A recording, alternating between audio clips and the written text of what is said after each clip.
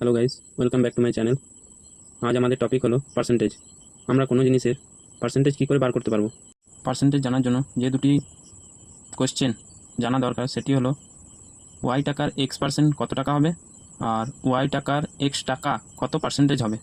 তো দেখো, তার জন্য দুটি সূত্র জানতে হবে আমাদের। প্রথম কোশ্চেন ছিল ওয়াই টাকার X% কত টাকা হবে। তো তার সূত্র হলো ওয়াই ইন্টু X% বাই 100। এটি করলে আমাদের সেই টাকার পরিমাণটি চলে আসবে। আর 2 নম্বর কোশ্চেন ছিল ওয়াই টাকার X টাকা কত পার্সেন্টেজ হবে। তো সূত্রটি হলো এক্স বাই ওয়াই ইন্টু 100। তো আমাদের পার্সেন্টেজটি চলে আসবে। তো দেখো, আমি একটি কোশ্চেন নিয়ে নিয়েছি, সেটি কি করে সূত্র প্রয়োগ করে করব। প্রথম কোশ্চেন হলো 300 টাকার 20% সমান কত টাকা হবে। তো সূত্রটি কী ছিল কোনো জিনিসের পার্সেন্টেজ বার করার? সূত্রটি হলো ওয়াই ইন্টু এক্স বাই 100। তো সেটি প্রয়োগ করি আমরা।